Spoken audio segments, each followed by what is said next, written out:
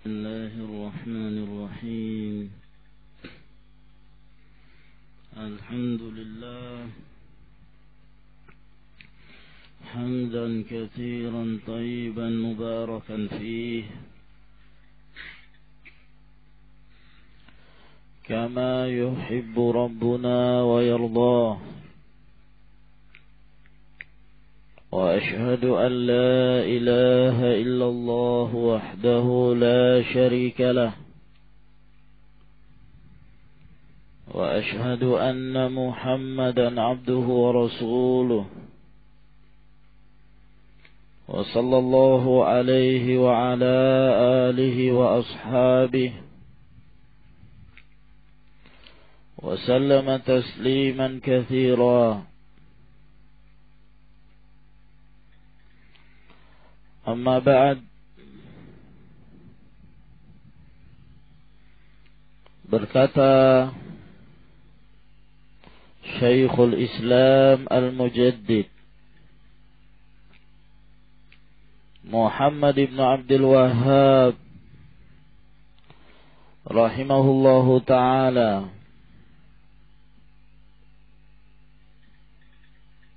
bab yang berikutnya. Bab yang keberapa ini ya kawan? 7.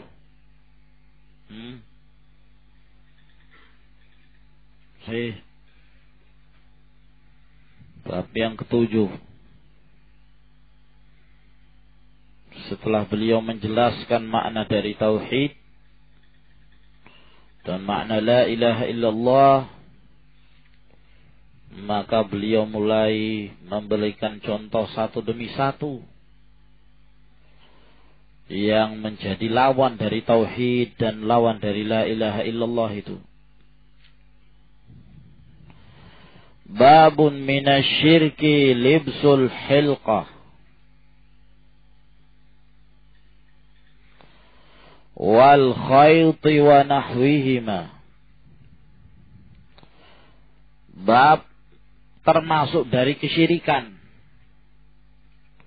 Min di sini tabi'id, yakni ba'du syirk, bahwa di antara kesyirikan itu adalah libsul hilqah, memakai gelang, wal khayti, memakai benang, wa nahwihima, dan yang semisalnya.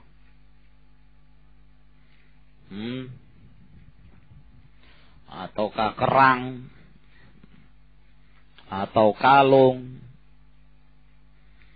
ikat kepala, ikat kaki, ikat pinggang, cincin, dan lain sebagainya. Li raf'il bala. Nah, ini untuk menjelaskan pada kita bahwa tidak secara umum larangan itu, tapi yang termasuk dari kesyirikan ketika seseorang memakainya, seorang menggunakannya li raf'il bala, dengan tujuan untuk mengangkat musibah, mengangkat bala, au daf'i, atau menolaknya. Jadi dijadikan sebagai tolak bala.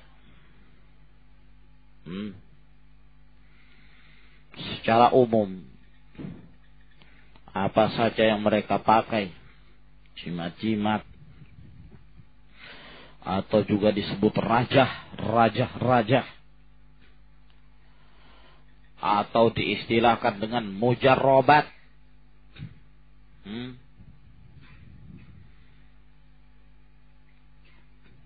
dengan tujuan sebagai tolak bala dan yang semisalnya. Nah, ini termasuk syirikan, dan tergantung dari keadaan orang yang memakainya, dari keadaan syirikan itu. Bisa jadi dengan keyakinannya tersebut menyebabkan dia terjatuh ke dalam syirik akbar, yang mengeluarkan dari Islam, dan bisa jadi pula tidak sampai ke sana. Akan tetapi termasuk syirik asghar, dan itu dosa yang paling besar, walaupun tidak sampai mengeluarkan seorang dari Islam. Apabila dia meyakini ketika memakai gelang dan yang semisalnya itu dalam rangka untuk tolak bala dan yang semisalnya, dengan meyakini bahwa benda inilah yang mendatangkan manfaat dan menolak kemudaratan, tidak ada sangkut pautnya dengan Allah Subhanahu wa ta'ala. Benda inilah yang memiliki kekuatan gaib. Benda inilah yang memiliki power, dan seterusnya. Maka dia terjatuh dalam syirik akbar. Naam.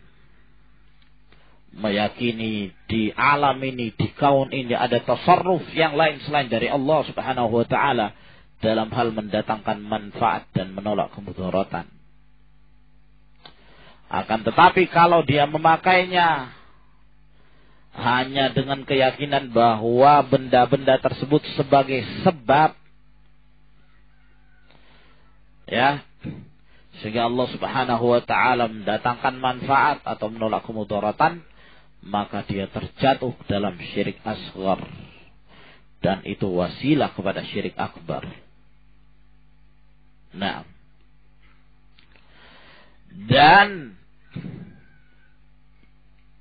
ketika mereka meyakini bahwa benda-benda tersebut bisa dijadikan sebagai sebab penangkal bahaya, berarti dia telah menetapkan sesuatu di dalam syariat ini, apa-apa yang tidak ditetapkan oleh Allah Subhanahu wa ta'ala dan Rasulnya dalam hal menjadikan sebagai sebab. Sebab manusia dalam hal menetapkan sesuatu itu dijadikan sebagai sebab mendatangkan manfaat dan menolak kemudaratan, ada yang bersikap terlalu memudah-mudahkan, ada pula yang bersikap ekstrim, ada pula yang tengah. Al-wasat, baina tarafaini wa wasat, antara dua kelompok dan pertengahan. Kelompok yang pertama, mereka menyatakan bahwa segala apa yang terjadi di alam ini tidak ada sebab sama sekali bagi selain Allah Subhanahu wa ta'ala.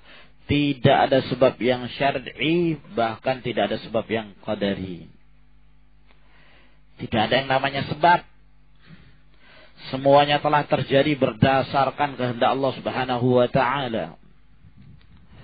Jadi kalau orang sakit, ya, kemudian misalnya dia minum obat, ya, kemudian sembuh, bukan karena obatnya, dan bukan karena obat itu dijadikan sebagai sebab, memang karena Allah Subhanahu wa ta'ala telah menghendakinya.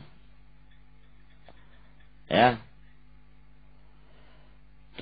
Demikian pula ketika seorang mendapatkan manfaat karena satu sebab, tidak ada sebab, semuanya telah ditetapkan oleh Allah. Ini keyakinan dari kelompok Jabriyah dan Asy'ariyah, karena Asy'ariyah memiliki pemikiran Jabriyah pula.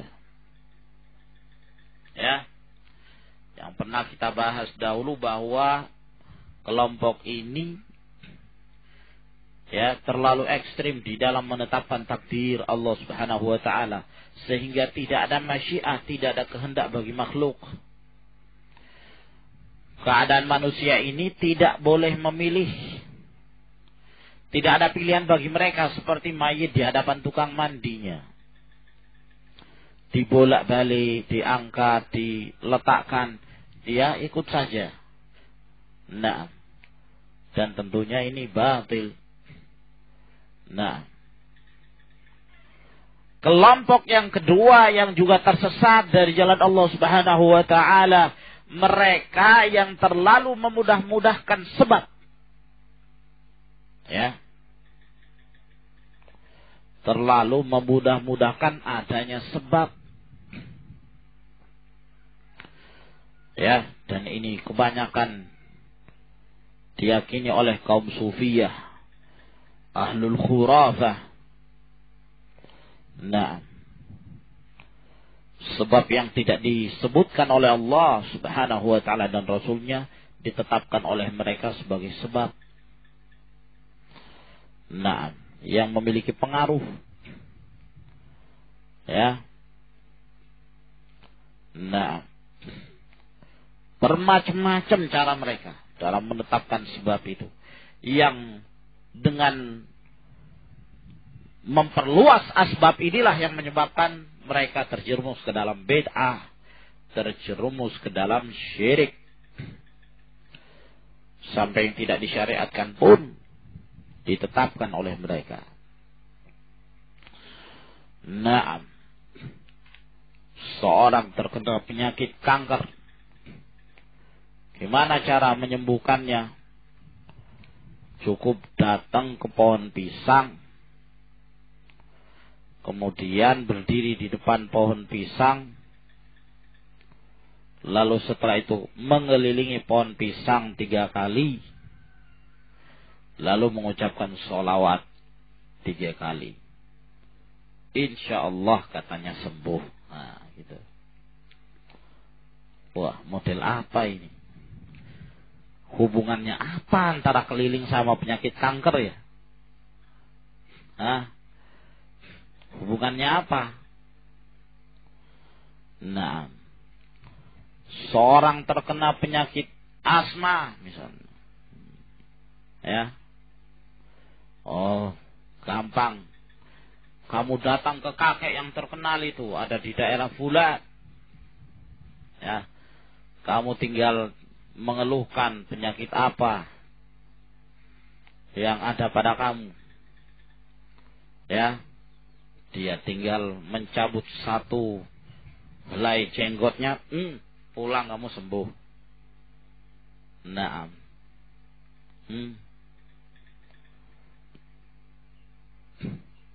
Orang yang jelek, bagaimana cara memikat hati wanita? Karena kaum sufia jangan dikira nggak senang perempuan. Mereka punya mujarrobat. Ya, lengkap. Bahkan ada kitab mujarrobat lengkap namanya. Iya. Nah, kalau kamu mau hati kamu ada wanita yang terpikat sama kamu, ambil selembar daun apa itu ya, yang ada di biasanya tumbuh di rawa-rawa, bakau. Nah, ya.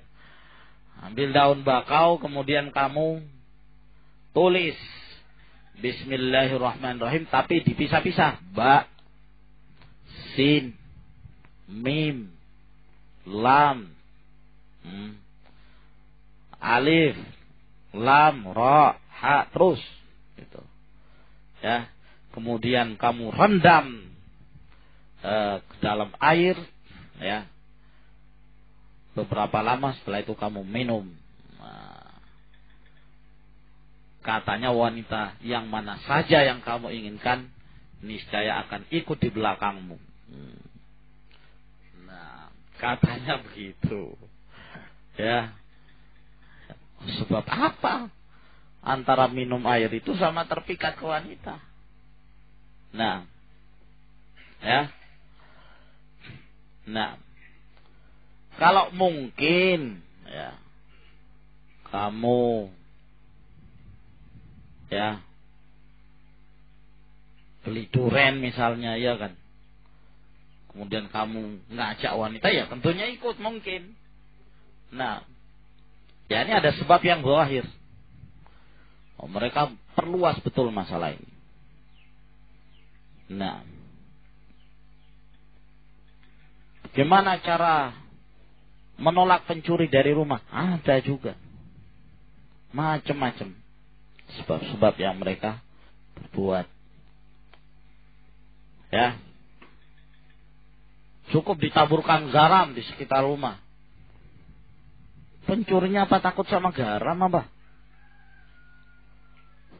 Apa hubungannya? Nah, lain lagi kemudian kalau mereka sampai meminta bantuan kepada para jin. Wah, ini syirik akbar. Ya. Adapun yang ketiga yang mereka tetap meyakini ada sebab. Ada sebab, ada pengaruh. Ya. Mereka mengimani itu. Nah.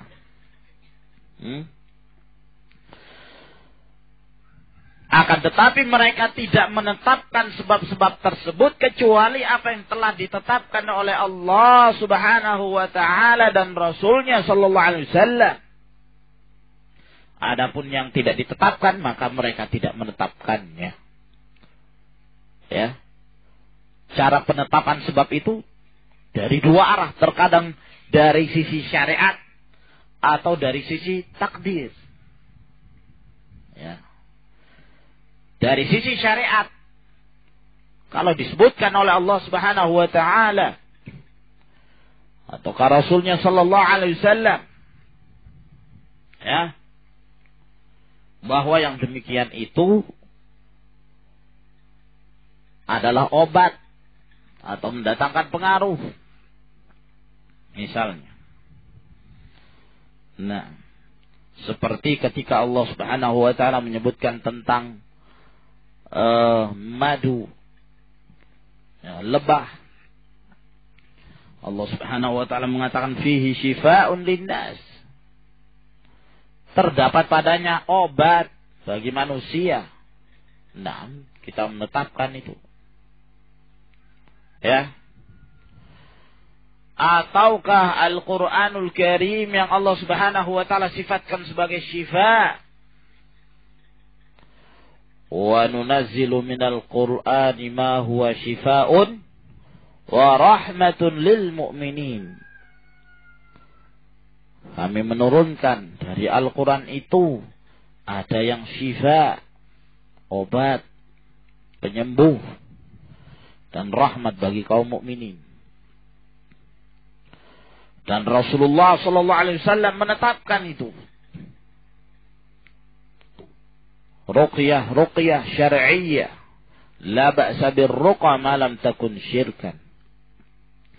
Tidak mengapa meruqyah selama tidak mengandung syirik. Ya. Atau secara takdir. Terlihat ada asar, efek, pengaruh secara zahir. Nah, dikatakan misalnya sesuatu ini menyembuhkan. Nah, setelah diteliti secara detail tentang zat-zat dan unsur yang terdapat pada sesuatu itu, maka ternyata ada hubungannya. Ya, dikatakan benda ini misalnya menyembuhkan kanker. Ya, kalau misal dikatakan teh itu bisa menyembuhkan kanker. Kenapa? Karena di dalamnya ada zat-zat ini dan ini dan ini disebutkan. Yang ini sangat baik, bermanfaat bagi kesehatan. Nah, ini berarti ada sebab yang zahir. Nah, demikian pula yang lainnya. Ya. Adapun kalau tidak ditetapkan secara takdir dan juga tidak ditetapkan di dalam syariat, maka mereka tidak menetapkannya itu sebagai sabab. Ya. Nah, ditetapkan sebagai sabab. Maka ini thariqahnya ahlul haq, kaum mukminin yang jauh dari syirik wa dhalalah. Nah,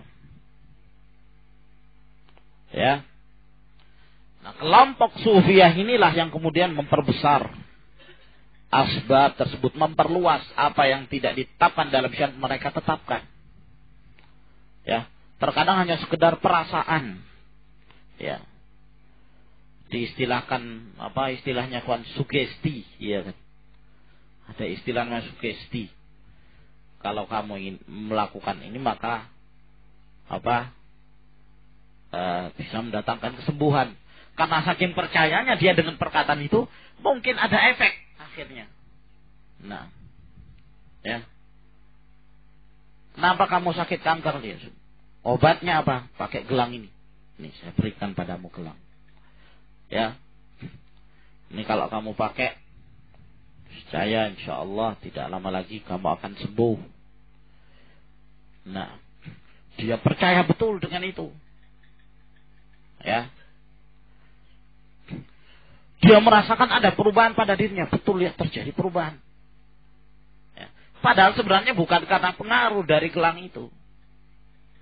Nah, ada yang diistilahkan sugesti. Tahu sugesti? Hah? Nah. Ya. Atau mungkin ya, terjadi betul kesembuhan. Karena para syayatin tentunya mereka menyenangi kalau seorang itu menyimpang dari jalan Allah Subhanahu wa ta'ala. Nah, sehingga jadikan orang itu sembuh misalnya. Ya, menolong orang tersebut. Lalu seakan-akan bahwa gelang itulah yang mendatangkan manfaat. Dan ini betul-betul banyak terjadi di kalangan manusia, bahkan kaum muslimin. Terkadang anak-anak yang baru lahir saja, mereka sudah melakukan berbagai macam kesyirikan. Ya. Kalau ada anak yang baru lahir, dilihat dulu tanggalnya tanggal berapa, untuk disesuaikan namanya. Ya. Kalau dikasih nama si fulan, wah nggak cocok. Kenapa? Karena lahirnya tanggal ini. Konon dalam primbon disebutkan demikian dan demikian. Oh, ini bahaya kalau dikasih nama ini. Ya, kalau anak yang lahir tanggal sekian, nanti nikahnya harus tanggal sekian. Kalau tidak tanggal sekian, bahaya ini. Apa hubungannya? Nah, ya. Dan di antara mereka juga ada yang sampai membawa anak tersebut dalam umur berapa hari ke tempat yang mereka anggap keramat. Pohon yang dikeramatkan misalnya. Atau kuburan yang mereka agungkan. Dibawa ke sana. Tabarruk. Minta barokah. Ya. Nah. Dan ada juga kebiasaan yang cukup mengkhawatirkan ya. Nah, jangan sampai ini jadikan sebagai kebiasaan. Kalau anak yang baru lahir, lalu kemudian anak tersebut dibawa kepada seseorang yang mereka anggap soleh, lalu ditahnik. Nah, mengharapkan barokah dari tahniknya orang yang dianggap soleh tersebut. Nah, ini bahaya. Seperti ini. Keyakinan ya mendatangkan barokah kalau dibawa kepada orang soleh. Ini dzari'ah ila syirik. Ghulu. Berlebih-lebihan. Nah, oleh karena itu para ulama melarang yang demikian. Tahnik itu siapa saja. Nah, kalau antum mengatakan orang soleh, apakah kamu bisa meyakini bahwa dia betul-betul saleh? Kamu tidak mengetahui apa yang ada di dalam batinnya. Nah, sehingga para ulama, Syekh Abdul Aziz bin Baz, yang mengomentari perkataan Al-Hafidh Ibnu Hajar di dalam Fathul Bari ketika beliau menyebutkan hadis tentang tahnik, dianjurkannya mentahnik adalah seorang yang saleh.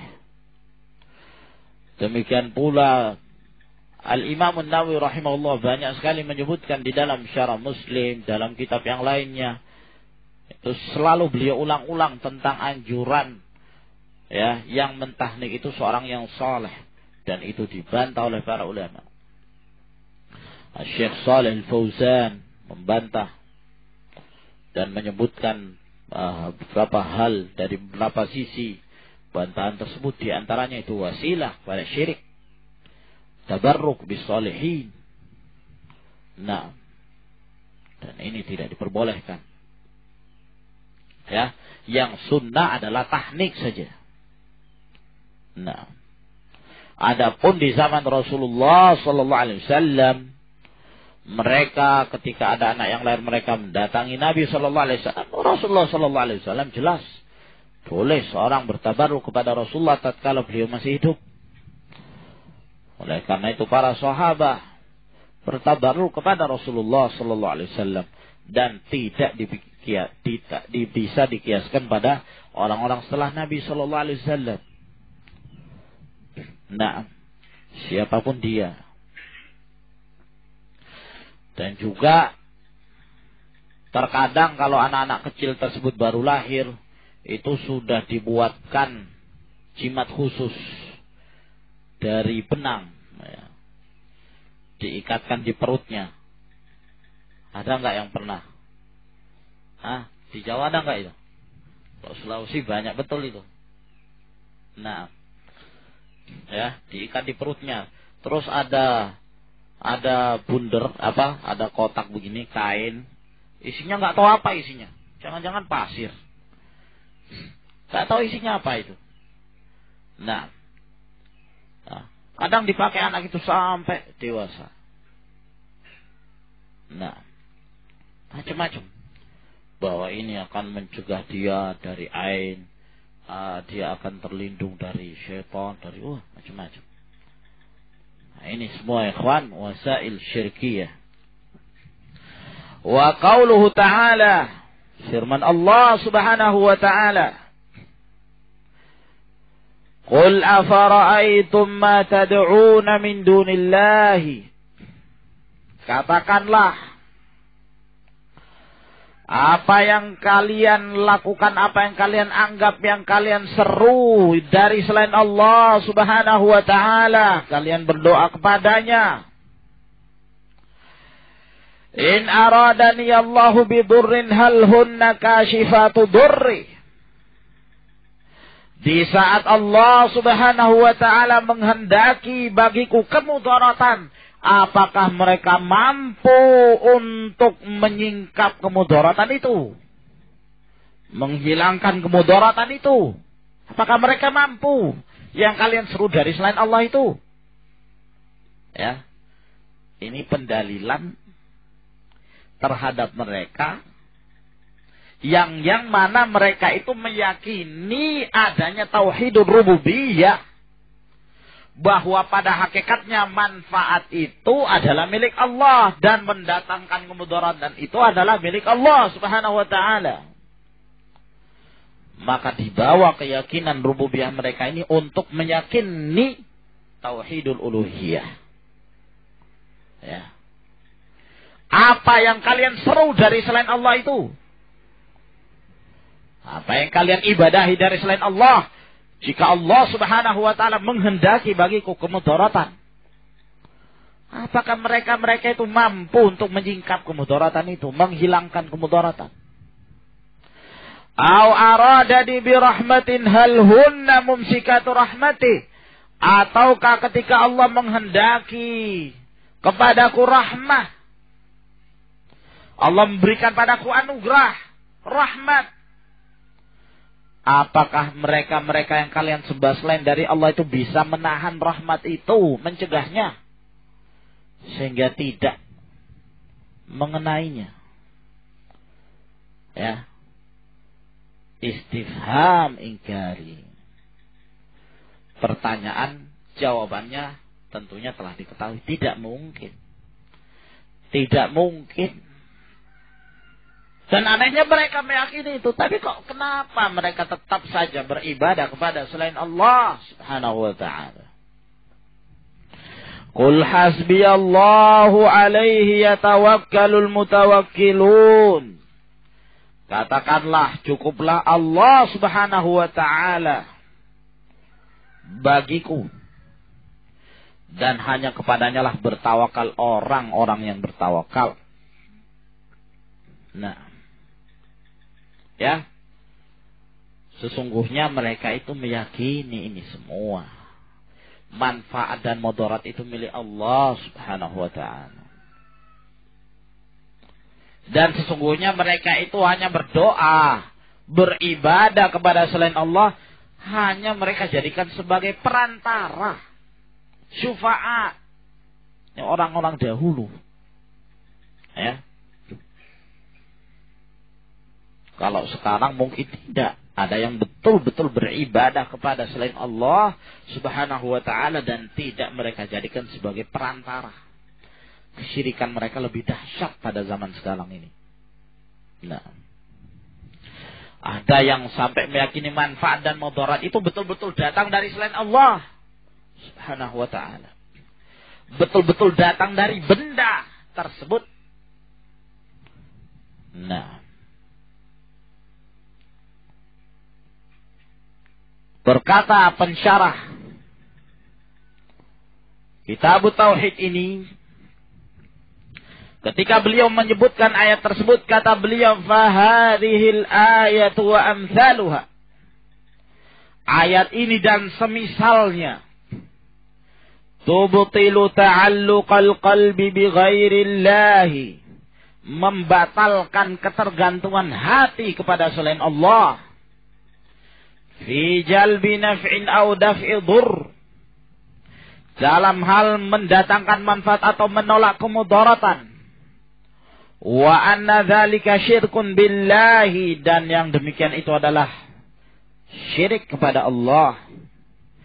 Wa fil ayati bayanun anna Allah ta'ala wasama ahla syirki bida'wati ghairillah warraghbati ilaihi min dunillah. Dan di dalam ayat ini penjelasan bahwa Allah subhanahu wa ta'ala menyifatkan orang-orang musyrikin itu dengan berdoa kepada selain Allah dan mengharap kepadanya dari selain Allah subhanahu wa ta'ala. Wa tauhidu didduralik, sedangkan tauhid itu lawannya. Berdoa itu hanya kepada Allah, mengharap itu hanya kepada Allah. Wa huwa alla yad'a illallah, yaitu tidaklah kita berdoa kecuali hanya kepada Allah. Wa la yarghabu illa ilaihi wa la yatawakkalu illa alaihi, kita tidak mengharap kecuali hanya kepada Allah. Kita tidak bertawakal kecuali hanya kepada Allah. Wa kadza jami'u anwa'il ibadati la yasluhu minha syai'un li ghairillah. Dan demikianlah seluruh jenis-jenis ibadah tidaklah benar sedikit pun diserahkan pada selain Allah subhanahu wa ta'ala. Kama dalla ala dhalikal kitab wa sunnah wa ijma'u salafil ummah wa a'immatiha, sebagaimana yang telah ditunjuki oleh Al-Quran dan As-Sunnah dan kesepakatan para umat ini yang terdahulu dan para imamnya. Ya. Sehingga itu semua tidak ada yang mampu mendatangkan manfaat dan mudarat. Ya. Demikian pula dari sebab-sebab yang ada, baik secara syar'i maupun secara qadari, kita meyakini itu sebagai sebab semata. Sebagai sebab semata. Berusaha menghindar dari penyakit, ya, berusaha untuk mendatangkan manfaat. Kita mencari sebab-sebab itu boleh. Yang jelas sebab itu qadari atau syar'i.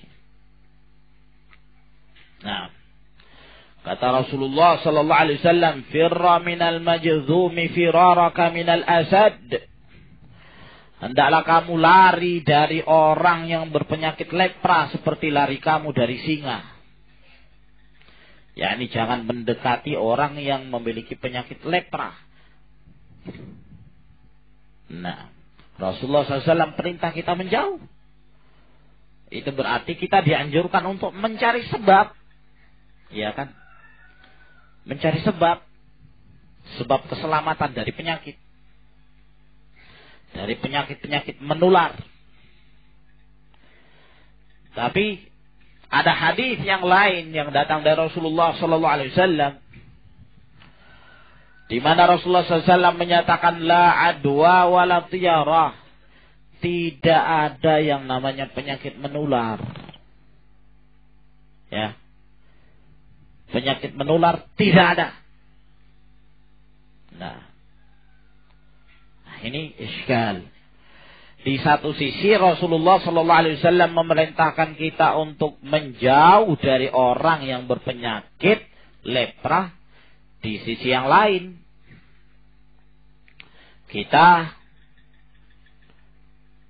Rasulullah SAW menyatakan tidak ada yang namanya penyakit menular. Gimana cara mengkompromikan? Terjadi khilaf di kalangan para ulama. Ada dua pendapat yang terkuat dalam masalah ini. Sebagian para ulama mengatakan bahwa hadis la adwa, tidak ada penyakit menular, itu nas sharih. Nas yang jelas bahwa tidak ada yang namanya penyakit menular. Tidak ada. Ya. Hadis ini muhkam. Jadi kalau Rasulullah mengatakan tidak ada penyakit menular, maka tidak ada penyakit menular. Nah, lalu mereka juga berdalil dengan hadis Nabi SAW ketika ada seorang yang datang kepada Rasulullah alaihi salatu wassalam menanyakan tentang kuda apa ataukah unta yang seluruhnya berpenyakit. Dia menjelaskan kepada Rasulullah SAW bahwa kuda ini ya terjangkiti oleh kuda ini. Kuda ini terjangkiti oleh kuda ini. Kuda ini terjangkiti oleh kuda ini. Akhirnya mereka semua berpenyakit. Kata Rasulullah SAW, faman a'dal awal. Lalu yang pertama sakit siapa yang menjangkiti? Iya kan? Nah, ini maksudnya kalaulah memang betul ada yang namanya penyakit menular, ya yang pertama itu siapa yang menularinya? Nah, apa yang menularinya? Nah, adapun hadis yang menyatakan firra minal majzumi firaraka minal asad, lari dari orang berpenyakit lepra, kata mereka, hadis ini tidak menunjukkan bahwa penyakit menular itu ada. Akan tetapi hadis ini untuk dijadikan sebagai sadudar yang menutup pintu. Jangan sampai ketika kamu berdekatan dengan orang yang berpenyakit lepra, kemudian kamu juga terkena penyakit lepra dengan takdir Allah Subhanahu wa taala, sehingga kamu menyangka bahwa kamu terkena penyakit itu karena berdekatan dengan orang berpenyakit lepra. Padahal bukan, tapi karena Allah yang berikan pada penyakit itu. Nah, sehingga Rasulullah SAW melarang dalam rangka untuk menghilangkan keyakinan ini. Jangan sampai kamu jadi punya keyakinan seperti itu, bahwa penyakit menular itu ada. Ini pendapat yang dikuatkan oleh Al-Hafidh Ibn Hajar. Pendapat kedua menyatakan bahwa hadis Nabi SAW, firra minal majzumi firaraka minal asad, larilah kamu dari orang berpenyakit lepra seperti larinya kamu dari singa. Hadis ini jelas menunjukkan bahwa penyakit menular itu ada. Ya. Mereka menganggap bahwa hadis inilah yang muhkam. Hadis ini yang merupakan nas yang jelas menunjukkan penyakit menular itu ada. Makanya Rasulullah SAW memerintahkan kita untuk menghindar darinya. Adapun hadis la adwa, tidak ada penyakit menular, hadis ini Rasulullah SAW sebutkan dalam hal ketika Rasulullah hendak membatalkan keyakinan kaum jahiliyah di mana mereka meyakini bahwa penyakit menular itu menular dengan sendirinya bukan karena kehendak dari Allah Subhanahu wa taala. Kata orang jahiliyah, seorang itu terkena karena penyakit menular, tidak ada sangkut pautnya dengan Allah Subhanahu wa taala. Nah, Rasulullah bantah itu.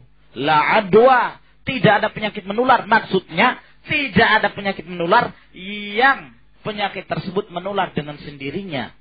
Akan tetapi semua berdasarkan takdir dari Allah. Kalau Allah kehendaki tidak menular, maka tidak terjadi. Iya kan? Berapa banyak orang mendekati orang-orang berpenyakit menular, tapi juga tidak dijangkiti penyakit tersebut. Karena Allah Subhanahu wa taala tidak menghendaki. Ya. Dan ini pendapat yang dikuatkan oleh Ibnu Salah. Nah, dan yang zahir pendapat yang kedua ini yang aqrabu ila shawab, mendekati kebenaran dan juga lebih cocok dengan kenyataan gitu. Ya kan? Ilmu kedokteran menetapkan adanya penyakit menular, hakadha ikhwan. Iya. Nah, di sana ada penyakit-penyakit yang bisa menulari yang lain. Nah, apakah melalui cairan atau melalui makanan dan seterusnya. Wallahu a'lam bishawab.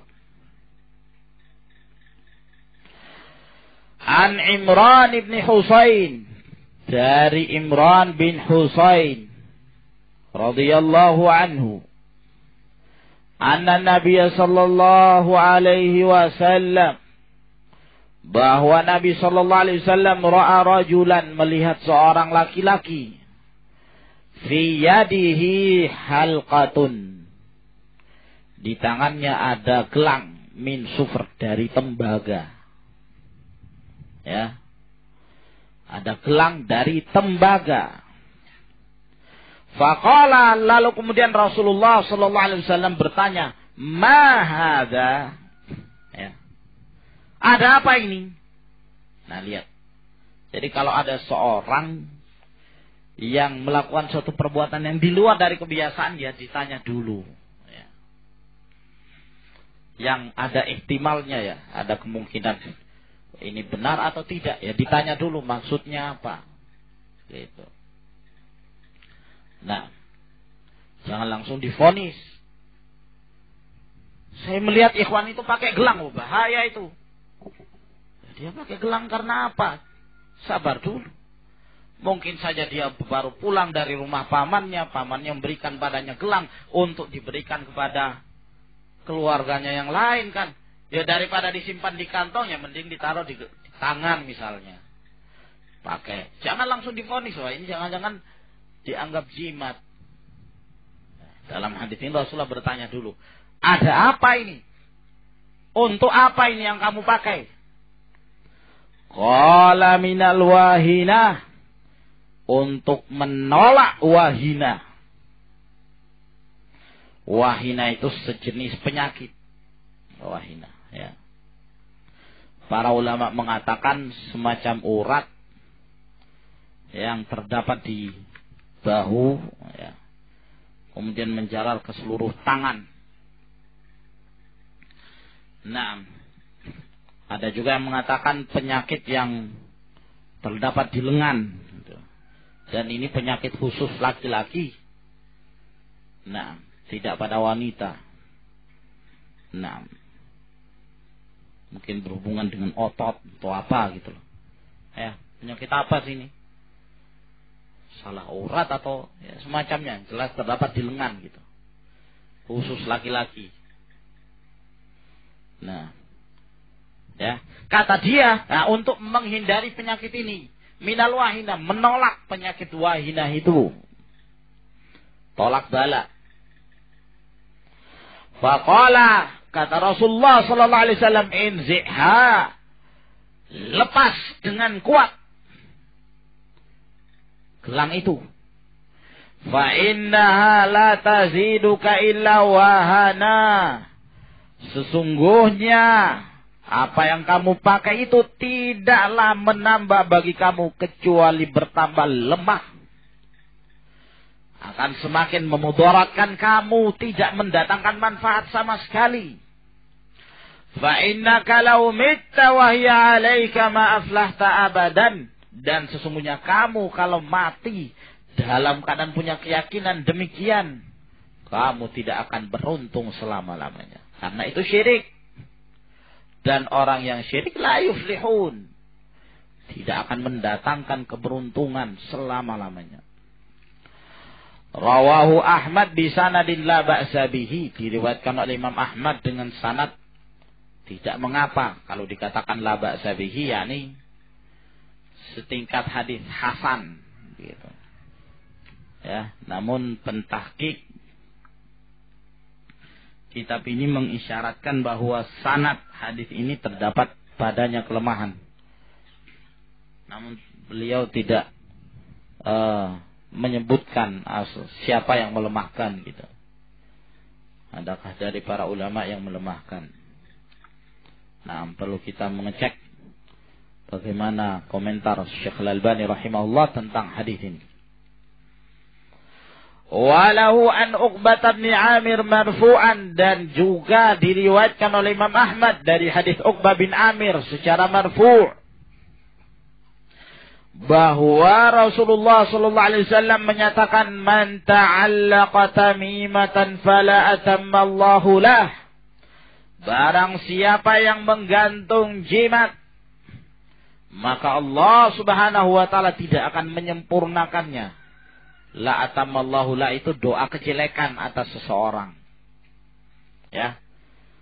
Doakan kejelekan, semoga Allah tidak memberikan barokah kepadanya, semoga Allah tidak mendatangkan keberuntungan pada dia.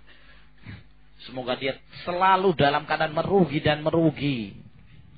Wa man ta'allaqa wada'atan, dan barang siapa yang menggantungkan wada'ah. Wada'ah itu sejenis kerang yang dikeluarkan dari laut. Ya. Sejenis kerang. Ya saya kawan, antum apa enggak pernah lihat orang terkadang menggantung jadikan sebagai kalung. Ya. Nah, enggak tahu diambil dari mana. Yang jelas salah satu kerang laut itu digantungkan. Nah, atau yang semisalnya. Ya. Kadang ada yang menggunakan gigi taring babi misalnya. Iya. Nah, ya digantungkan gitu. Ya. Katanya taringnya. Nah, ada juga macam-macam yang mereka gantungkan. Ya, dan mereka masing-masing pemahaman punya cara-cara tersendiri untuk memolesi kesyirikan yang mereka lakukan. Nah, ya, dan biasanya di antara manfaatnya untuk menghindari penyakit ain, atau menghindari tolak bala, atau dijadikan sebagai ilmu kabal. Jadi kebal dia gitu.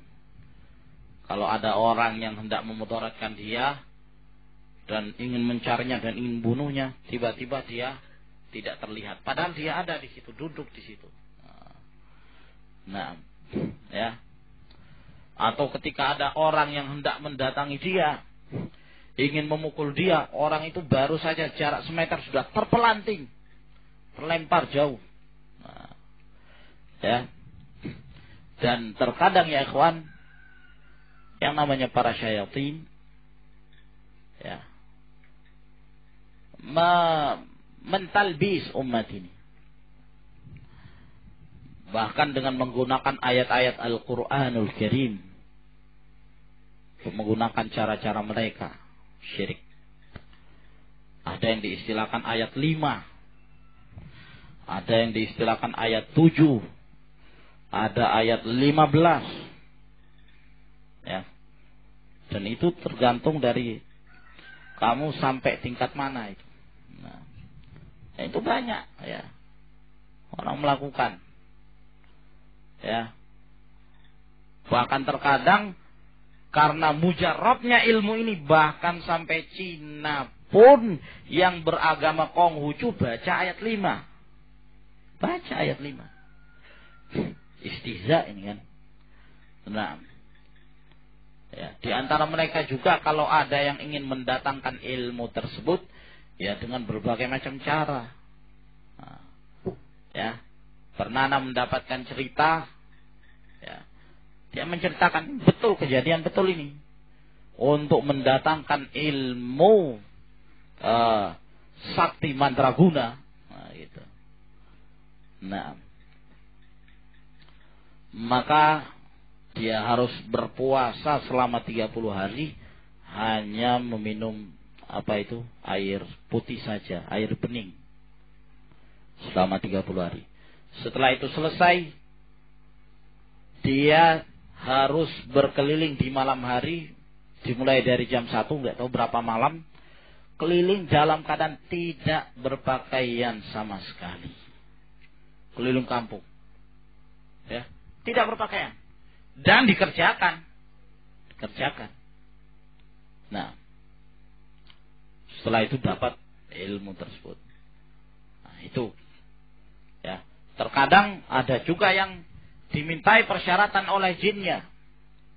Harus untuk mendatangkan kesaktian itu kamu harus menduduki Al-Qur'an. Atau menginjak Al-Qur'an. Ya. Atau menaruh Al-Qur'an di atas WC dan yang semisalnya. Nah, dari perbuatan-perbuatan kekufuran. Ya, dan ini banyak ya kawan. Sekarang ini kesyirikan mulai disebarluaskan. Nah, kalau dahulu mungkin masih malu-malu, sekarang dengan transparan. Ya. Santet disebarluaskan. Ilmu apa istilahnya kawan? Ilmu untuk memikat wanita disebarkan. Nah, bahkan sampai punya majalah. Ya. Nah, majalah apa itu ya kawan yang di Surabaya itu? Surabaya sumber syirik. Nah, bukan apa? Hah? Apa? Bosmo. Apa itu Bosmo? Ada itu apa? Hah? Verdi. Astagfirullah. Misteri, misteri. Ya. Ya, Allahu a'lam. Ada yang berbentuk majalah, ada yang berbentuk buletin. Isinya adalah syirik. Ya. Bahkan jangankan majalah, katanya televisi. Sudah mulai itu. Ya. Menayangkan istilahnya dunia lain dari selain dunia manusia ini. Katanya dibuat cara-cara kemudian di shooting gitu. Ya.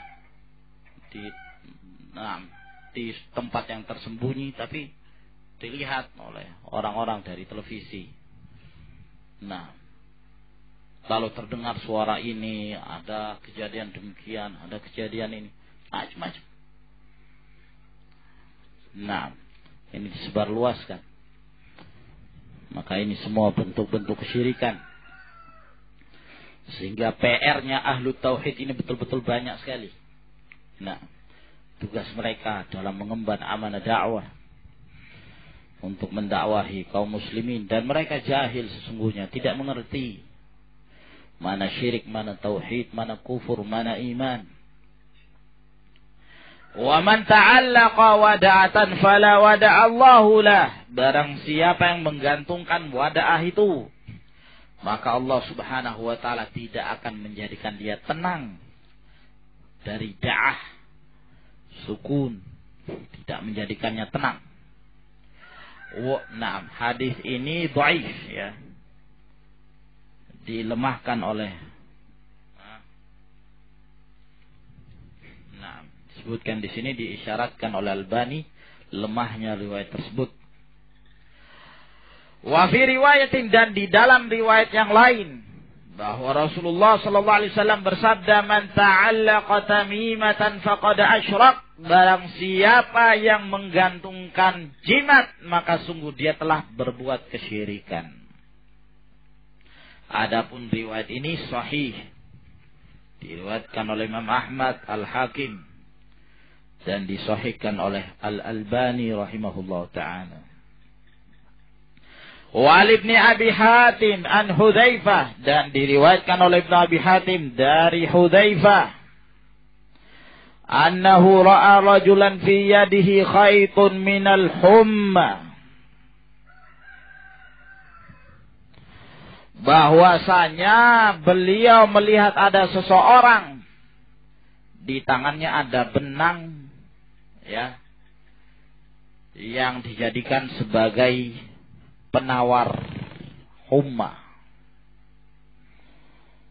penawar racun, sengatan, serangga, bahwa kalau itu yang dipakai maka dia tidak akan terselamat.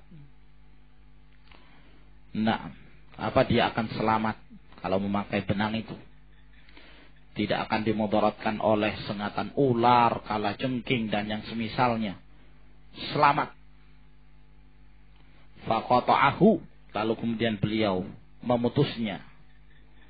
Wa ta'ala qawlahu, dan membaca firman Allah Subhanahu wa ta'ala, wa ma yu'minu aktsaruhum billahi illa wa hum musyrikun, dan tidaklah kebanyakan mayoritas mereka itu beriman pada Allah, melainkan mereka adalah melakukan penyekutuan terhadap Allah Subhanahu wa ta'ala, musyrikin.